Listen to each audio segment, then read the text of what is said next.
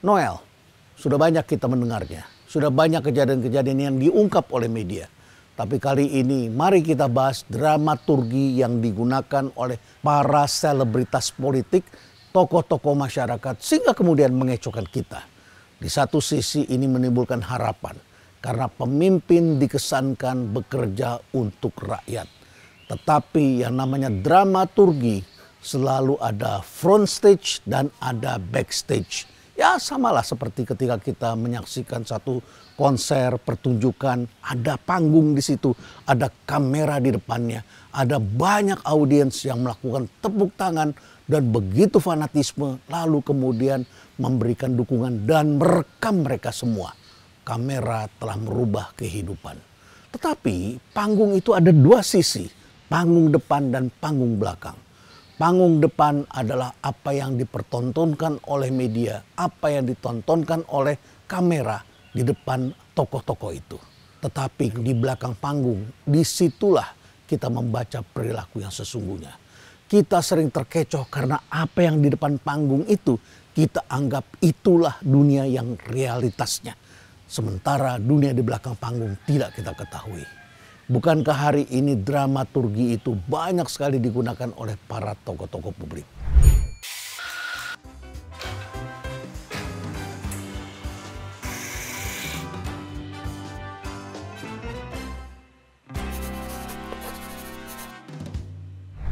Mari kita bahas dulu tentang Noel. Noel menggunakan cara bicara keras, spontan, menekan pengusaha. Gini Pak, Simanjuntak dalam hal itu tahu sajarin saya. Saya tahu apa yang harus saya lakukan Pak. Kapasitas saya kemari biar tidak membangun kesan kemari ini kami sebagai pemeras seperti ormas-ormas. Dia merubah pola di mana dulu Kementerian Tenaga Kerja itu adalah menciptakan hubungan yang harmonis antara buruh dengan para pemberi kerja. Dan kemudian kita mengenal sebagai hubungan industri Pancasila. Bagaimana ini hari-hari ini? Yang terjadi hari ini adalah pengusaha itu ditekan, digebrak, didatangi tiba-tiba, disidak. Lalu kemudian kamera mengikuti mereka. Yang mengikutinya juga cukup banyak. Dan kemudian kita menyaksikan manajemen termasuk pegawai-pegawai admin sebagai orang yang seakan-akan tersangka, tidak berdaya, penuh kesalahan. Lalu kemudian pengusaha pun mencoba menyembunyikan sesuatu. Ini juga tidak pantas. Tetapi seringkali kita juga harus berpikir bahwa di sini ada persoalan. Yaitu persoalan bagaimana kita memberikan kesempatan kerja. Tugas para menteri, para pejabat negara itu adalah job creation. Menciptakan lapangan pekerjaan. Tetapi apa yang dilakukan oleh Noel adalah dia menunjukkan sebuah drama bahwa dia adalah pejabat negara. Dia mewakili negara dan orang yang dihadapi itu sedang melanggar atau melawan negara. Dia melakukan itu dengan suara tinggi dan dia mengesankan kalau orang yang keras, ini seringkali para YouTuber juga mulai melakukan. Keras bahkan juga menggoblok-gobloki orang lain, mengata-ngatai orang lain sehingga mengesankan mereka adalah orang yang lurus yang membela rakyat. Dan ada kalanya YouTuber menambahkan lagi kata-kata seperti begini. Gue udah tahu nih siapa yang bayar orang-orang ini. Mengesankan seakan-akan mereka adalah whistleblower. Ini adalah bagian dari drama. Tapi keras yang dimainkan oleh Noel itu sendiri sudah menjadi atribut panggung. Dengan suara tinggi ia membentak pengusaha dan membentak orang-orang yang dihadapinya. Gestur gebrak meja itu biasa sekali. Tatapannya tajam seolah-olah dia berbicara secara otentik. Bu, ini polisi loh, saya negara loh, saya bisa memaksa loh. Enggak, negara ini sifatnya memaksa. Pak, saya kok dibentak-bentak sih? Bukan, Anda bohong tadi. Mereka juga bawa kamera dan wartawan serta rombongan yang banyak sekali. Yang kadang-kadang kita sulit membedakan dengan rombongan preman yang akan memeras. Sampai kemudian akhirnya backstage-nya dibuka oleh KPK. Ya ada harapan baru di KPK. Mudah-mudahan KPK ini bisa menyelesaikan persoalan-persoalan dengan benar. Karena seringkali kita juga memberi catatan-catatan tentang KPK belakangan ini. Tapi baiklah, Irving Goffman yang menjelaskan tentang pendekatan dramaturgi ini mengatakan tadi ada panggung depan, ada panggung belakang. Semua yang ditampilkan di ruang publik pada dasarnya adalah panggung drama dan seringkali publik terkecoh karena mempercayai yang di depan panggung itu seakan-akan adalah dunia yang real. Tidak mengherankan Ketika mereka pergi, publik seringkali menangisi mereka. Ketika anak mereka hilang, publik pun ikut menyambut mereka, bahkan membuatkan puisi tentang mereka. Jadi sekali lagi, ini adalah peringatan bagi kita semua. Karena kita inilah penontonnya, kita inilah yang terpengaruh oleh drama-drama mereka. Banyak sekali kasus-kasus yang terjadi belakangan ini. Banyak sekali pejabat-pejabat publik yang alih-alih melakukan job creation, malah mereka merobohkan bangunan-bangunan. Mereka memanggil dengan spontan bulldozer tokoh masyarakat. Lalu kemudian karyawan yang bekerja di situ seperti orang yang bengong. Kok pekerjaan saya dihancurkan? Dan ini adalah drama yang menarik karena di situ ada banyak kamera. Mereka mempertontonkan seakan-akan mereka tengah sedih. Setelah bangunan dirobohkan, pekerjaan hilang, baru kemudian mereka periksa, baru melakukan langkah koreksi. Yang menarik lagi adalah bagaimana kalau kita ingin menghubungi mereka. Hari-hari ini tokoh publik itu lebih banyak ada di depan kamera di lapangan. Dan kalau kita membuat jadwal, dulu biasanya adalah melalui jalur birokrasi, ada surat yang diterima sampai kemudian kepada sekretariatnya, lalu kemudian dijawab secara resmi. Hari ini kita harus bertemu dengan tim pengawal mereka. Ini adalah satu fenomena. Kita juga banyak melihat bagaimana keluhan para pengusaha yang hari ini mulai berpikir untuk mengganti tenaga kerja dengan robot. Bayangkan hari-hari ini mempunyai usaha, ternyata mereka menghadapi ketidakpastian. Izin dikeluarkan semakin banyak dan kita ketahui izin itu kalau kita laksanakan sangat sulit untuk kita penuhi. Selalu ada hambatan dan hampir semua pengusaha pun melanggarnya. Tetapi disitulah rezekinya orang-orang yang melakukan kejahatan dan pemerasan. Di situ kemudian mereka melakukan tawar-menawar. Biaya yang harus dikeluarkan untuk perizinan bisa saja 1 sampai 2 miliar rupiah. Tetapi kalau negosiasi dengan mereka bisa menjadi 1,5 atau 1 miliar rupiah. Seperti misalnya tentang koefisien bangunan sajalah ya. Atau ketika ada pedagang kaki lima yang dibiarkan berjualan di depan toko-toko resmi. Nah, persoalannya adalah mengapa pedagang kaki lima ini tidak dipindahkan, diberikan tempat yang layak. Di banyak tempat wisata kita menyaksikan ada toko resmi yang menyewa mahal, bayar PBB tinggi, tetapi mereka kemudian dibiarkan menghadapi pedagang kaki lima yang menjual daster yang sama. Yang di toko resmi harganya 40.000, di kaki lima kita bisa beli hanya 10.000. Tentu konsumen akan menyemut di depan toko itu. Tetapi yang membayar pajak puluhan juta rupiah akhirnya tidak bisa mendapatkan kegiatan ekonomi. Bisnis mereka tentu saja akan terhambat. Jadi para pimpinan di daerah ini seringkali hanya lebih tertarik pada hal-hal yang ada di depan kamera. Belum lagi kita bicara tentang jalan. Jalan yang tadinya kita lihat para pengusaha dipungut pajaknya tinggi. Lalu kemudian jalan itu ditutup, mobil harus berputar. Sehingga kemudian pelaku usaha tidak bisa mendapatkan kegiatan ekonomi. Ini pelaku usaha menengah dan kecil. Jadi akhirnya kita menyaksikan pekerjaan pun semakin berkurang. Nah, ini adalah drama antara front stage dengan backstage. Panggung depan dengan panggung belakang. Nah, mari kita lihat tokoh-tokoh dunia. Kalau bicara tentang tokoh-tokoh Indonesia, nanti ribut. Nanti kemudian protes. Nanti kemudian persoalan hukum. Lalu kemudian mereka akan datang mendatangi saya membawa kamera. Repot sekali. Apalagi mereka menggeruduk dan mereka punya kuasa. Baiklah, kita bicarakan aja tokoh-tokoh dunia. Barangkali ini adalah refleksi bagi masyarakat. Karena persoalannya bukan mereka, persoalannya adalah kita. Baik, selain Noel, kita menyaksikan beragam sebenarnya tokoh-tokoh lokal yang meniru tokoh-tokoh dunia. Kita bicara sajalah tokoh-tokoh dunia. Misalnya saja Donald Trump kan juga melakukan yang sama. Dengan jas yang khas, dasi merah, topi maganya, dan panggungnya selalu dibuat teatrikal. Dengan musik, sorakan, gestur tubuh, penuh percaya diri, mulutnya bibirnya agak nyinyir, dan dia siapkan kamera, wartawan di depannya. Zelensky pun diadili di sebelahnya. Sampai kemudian dia harus bertahan menghadapi serangan-serangan dari wakil presiden dan dari presiden Amerika. Twitter juga digunakan sebagai panggung digital untuk mempertahankan pesonanya. Ini adalah baru sebagian. Zelensky juga melakukan itu. Di Ukraina, Zelensky ini adalah seorang mantan aktor film dan pelawak. Lalu kemudian dia masuk menjadi presiden. tentu saja dia mengerti drama ini seperti apa.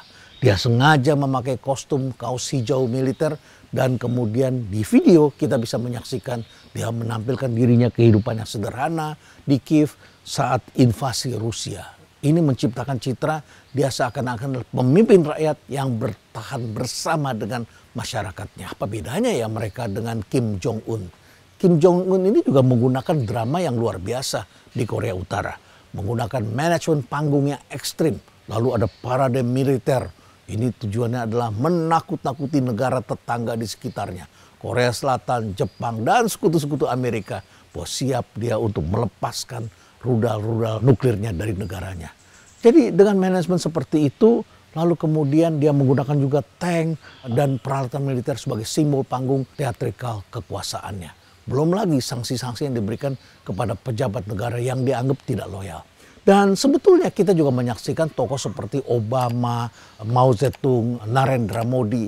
Anda bisa lihat sendiri dalam berbagai tampilan berita bagaimana mereka tampil. Bukan hanya soal kostum mereka, tetapi juga narasi bagaimana mereka memberikan dialog. Ini kan seperti sudah dilatih. Seperti pada saat seorang belajar teater. Dia berlatih bagaimana gesturnya, pergerakannya, blockingnya, dialognya seperti apa. Sehingga kemudian dia tampil sebagai aktor yang sangat luas. Jadi tokoh-tokoh ini banyak sekali. Belum lagi kalau kita bicara ke benua Afrika. Wah, banyak sekali tokoh-tokoh di sana. Dari Mobutu yang menggunakan topi macan, tutul, dan abakos serta tongkat. Mereka menunjukkan dramaturgi pemimpin yang otoriter seperti apa. Lalu ada lagi Kenneth Kaunda dari Zambia dan Louis Nyerere dari Tanzania. Bahkan kemudian Kenneth Kaunda itu dikenal dengan Kaunda suit-nya. Bajunya kira-kira seperti apa. Ada Salva Kiir yang diangkat menjadi presiden di Sudan Selatan. Dia menggunakan topi koboi pemberian dari George Bush. Untuk mengesankan bahwa dia adalah pemimpin dengan kekuatan Amerika di belakangnya. Dan banyak sekali. Tokoh-tokoh Afrika ini bisa kita lihat semuanya menggunakan simbol, menggunakan dialog, menggunakan kamera, panggung, dan sebagainya. Nah, tokoh-tokoh Indonesia seperti tadi sudah saya sebutkan, mereka masih berkuasa. Tidak enak saya membicarakannya. Lagi pula saya kira Anda sudah cukup cerdas. Anda bisa melihat sendiri siapa mereka. Mereka menggunakan simbol-simbol dan lebih asik bekerja secara spontan yang ada dramanya. Drama itu yang mereka senang. Jadi sebetulnya pemimpin itu semakin ke bawah memang semakin operasional. Semakin ke tengah dia semakin supervisory. Artinya semakin membimbing bawahannya. Semakin ke atas dia semakin visioner, memberikan nilai-nilai, berpidato, membuat perencanaan, melakukan pemeriksaan, melakukan transformasi, dan bekerja dengan tim yang besar.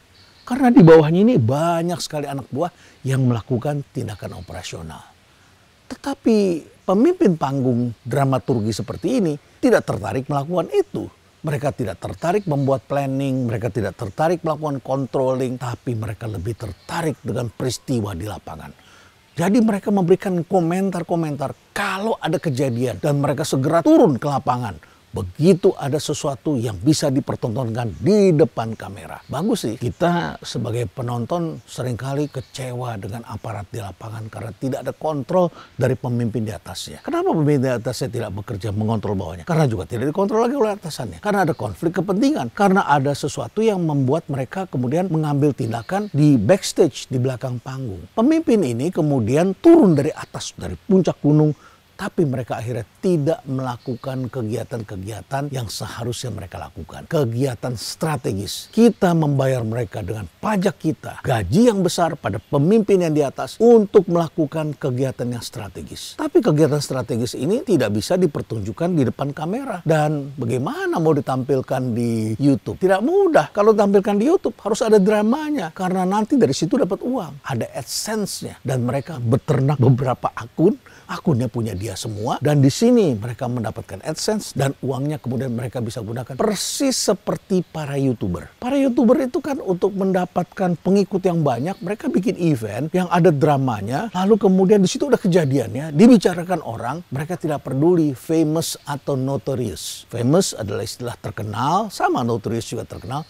Yang satu terkenal positif, notorious, terkenal adalah negatif. Anak-anak muda seringkali melakukan itu. Bahkan Anda barangkali masih ingat dengan prank. Bagikan nasi, ternyata isinya sampah. Tapi juga ada mereka kemudian melakukan kegiatan dan kemudian bagi duit. Duitnya dari mana? Dari AdSense, dari iklan. Jadi mereka punya uang. Nah, apa yang dilakukan oleh para YouTuber ini tampaknya belakangan juga mulai dilakukan oleh para figur publik. Karena figur publik membutuhkan hal seperti itu. Tapi tidak menarik kalau mereka tidak berbeda dari pejabat publik lainnya. Mereka tidak mau pakai pakaian seperti pejabat publik yang ASN, pegawai biasa. Mereka menciptakan pakaian sendiri. Ada di satu kementerian yang menterinya pakai atribut-atribut seperti militer. Bahkan pejabat eselon 1-nya ada bintang 3. Pejabat eselon 2-nya bintangnya 2. Di bawahnya lagi bintangnya lebih rendah lagi. Dan seterusnya simbol persis seperti jenderal. Dia sendiri tampil dengan bintang 4, pakaian militer, pakai tongkat komando. Kemana-mana pun dia pergi seperti seorang komandan pakai tongkat komando. Ini akan menarik perhatian. Nah, kemudian ada lagi tokoh-tokoh yang menggunakan simbol-simbol kedaerahan. Macam-macam. Ya. Nah, drama ini memang banyak dipakai. Tentu tidak semua dipakai oleh aparatur negara, oleh pejabat negara. Juga dipakai oleh para penjahat dan penipu kan. Dan kita sudah pernah saksikan bagaimana Dimas Kanjeng yang bisa melipat gandakan uang dengan baju besarnya. Pakaiannya Anda bisa lihat sendirilah. Nah, mereka juga menggunakan itu. Ini penipu-penipu ini banyak sekali. Itu adalah front stage. Tapi juga para YouTuber kan juga menggunakan. Mereka tidak jahat. Mereka ya hanya mencari kesempatan, mencari followers. Saya suka nonton tontonan yang sangat menarik dari Pesulap Merah. Bagaimana dia selalu tampil dengan jubah merahnya, bahkan rambutnya juga disemir. Ini adalah contoh dalam kehidupan sehari-hari juga digunakan. Akhirnya kita sebagai publik itu menjadi kesulitan membedakan mana yang benar dengan mana yang tidak benar. Membedakan siapa sih tokoh yang bisa kita percayai. Karena kita sebagai publik itu sering beranggapan apa yang kita lihat sehari-hari di depan panggung itu kehidupan mereka. Sedihnya mereka itu sedihnya kita. Tadi yang saya sampaikan pada Anda itu adalah suasana di depan panggung.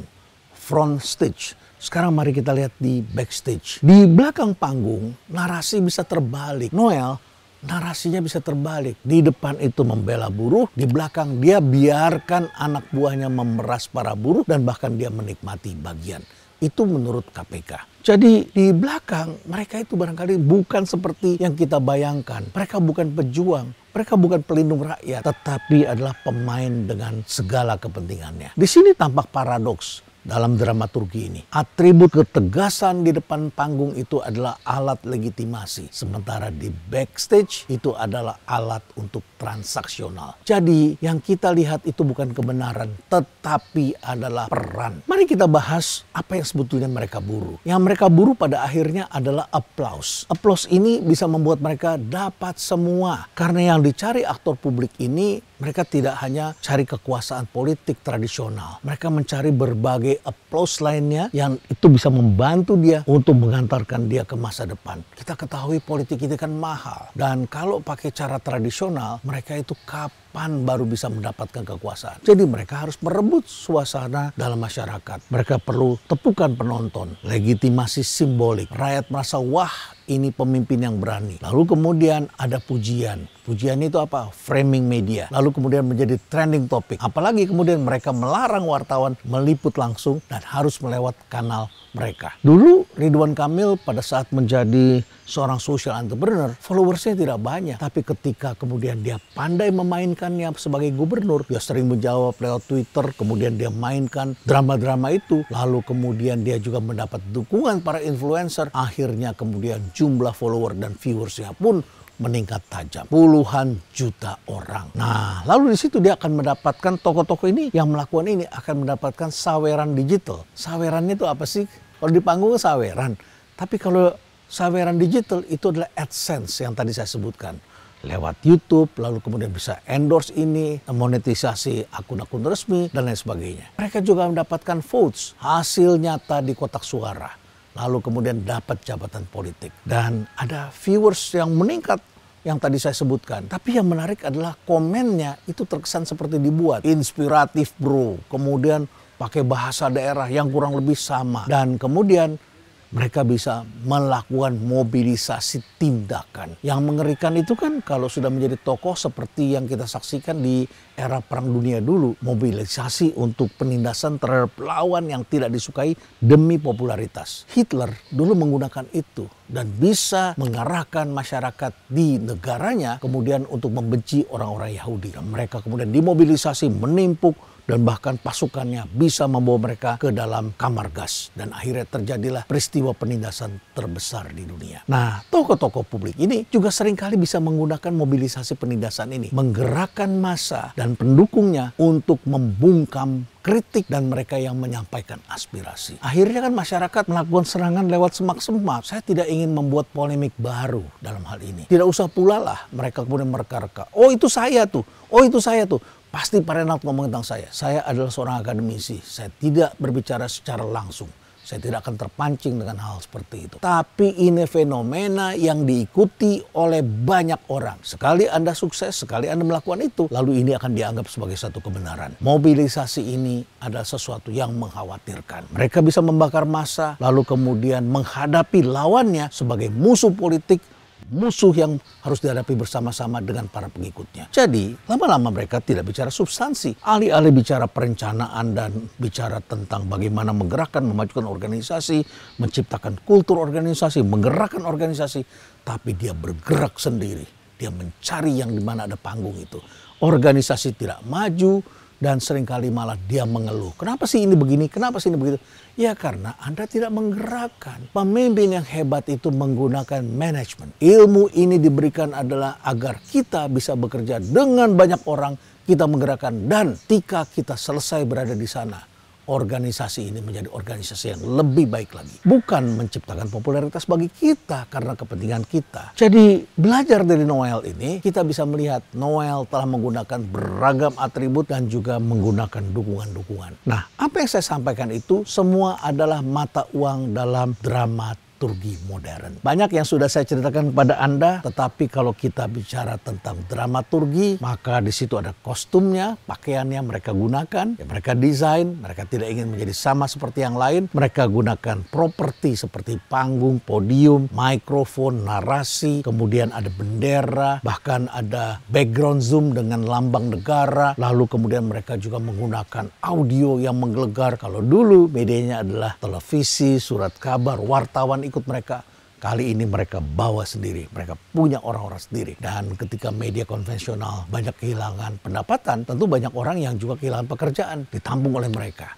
Dan kemudian mereka menggunakan sosial media. Jadi bukan sekedar kanal, tapi panggung depan sudah diatur. Dan lighting, angle, caption dan sebagainya itu bisa dibikin lewat sosial media. Jadi mari coba kita pelajari hal seperti ini, bahwa tokoh publik harus kita dorong agar bekerja untuk masyarakat. Bukan menciptakan dikotomi, keributan, tetapi selalu memberikan rencana yang matang, panggil, evaluasi, mobilisasi, gunakan anggaran sebaiknya, bukan spontan, bukan teriak-teriak. Bukan cari panggung, bukan cari aplaus, tetapi dengan rencana yang baik. Dan hasilnya nanti kita bisa lihat pada beberapa bulan kemudian pemerintahannya akan lebih baik lagi. Lalu kemudian angka korupsinya bisa berkurang. Jangan sampai justru yang kita saksikan mereka melakukan kegiatan transaksional di backstage mereka, di panggung belakang. Jadi inilah yang kita saksikan sehari-hari dan saya berharap dari apa yang saya sampaikan ini kita bisa belajar banyak dari Noel. Dia telah menggunakan simbol-simbol dan bahkan ketika di hadapan KPK pun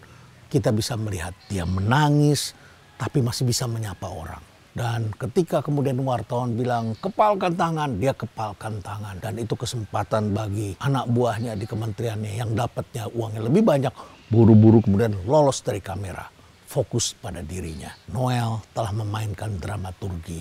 Demikian pula banyak pejabat publik yang telah melakukan itu. Betapa tertipunya kita kalau kita tidak membuka tabir rahasia ini.